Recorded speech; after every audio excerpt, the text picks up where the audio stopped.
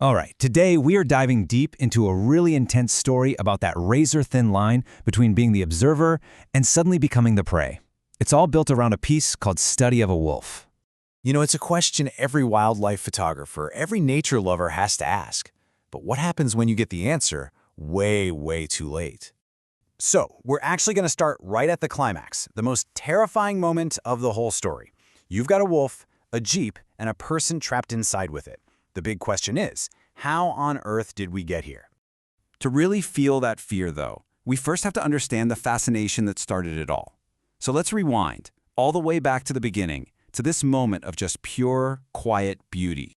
Okay, so picture this. Our story kicks off with a wildlife cameraman.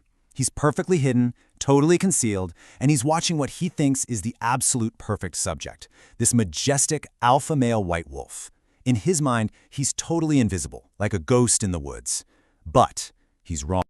And what's so interesting here is the sheer awe the narrator is feeling. I mean, he says he's seen beautiful dogs, sure, but this is something else entirely.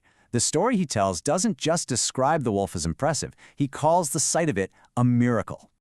This line just perfectly captures his whole mindset, right?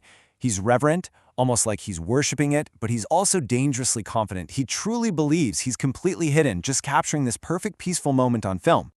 But as you know, out in the wild, that kind of peace is fragile. And that line between who's watching and who's being watched, well, it's a whole lot thinner than you think. And just like that, in a single instant, everything changes. All that quiet reverence, it's gone, shattered, replaced by pure, primal fear. This shows you the incredible speed of that change. This wasn't some slow, dawning realization. No, in one terrifying moment, the photographer goes from being the hunter to the hunted. The second that wolf's eyes lock on him, the whole illusion of safety just evaporates. So now the chase is on. With the wolf's gaze fixed on him, the photographer has only one option left. He has to run. And the story just breaks it down for us. Step 1, he's been spotted. Step 2, he runs for his life. Step 3, he makes it to the jeep, slams the door shut. And step 4, he giggles. It's the sound of just pure adrenaline-soaked relief. He actually thinks he made it. In his mind, it's over. He's safe inside his metal box. The danger is on the outside, the photos are safe, and man, does he have a story to tell. He thinks the encounter is completely finished. But the story, it has one last, absolutely brutal twist. That moment where he feels the safest, that's actually the moment of his greatest terror. And there it is, the punchline we started with. Turns out the wolf wasn't just chasing him to the jeep, it was following him right into it.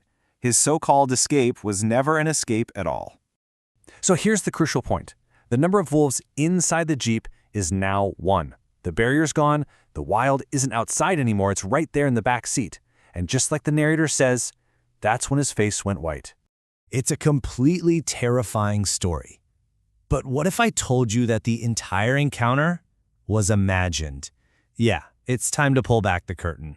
This whole heart-pounding chase wasn't born from a real-life experience. It's actually a poem written by Denis Martindale, and his inspiration, it was a piece of art, this absolutely magnificent painting by an artist named Stephen Gayford, which is also titled, you guessed it, Study of a Wolf. And this just shows you that beautiful chain reaction of creativity, right? First, an artist, Stephen Gayford, captures the intense spirit of this wolf on a canvas. Then, a poet, Denis Martindale, sees that painting, and this entire terrifying narrative of fear and escape just unfolds in his mind. So that kind of leaves us with one final question to think about. Does knowing where the story came from change how you feel about it? Does knowing it was all imagined from a painting instead of actually lived lessen that jolt of fear you felt?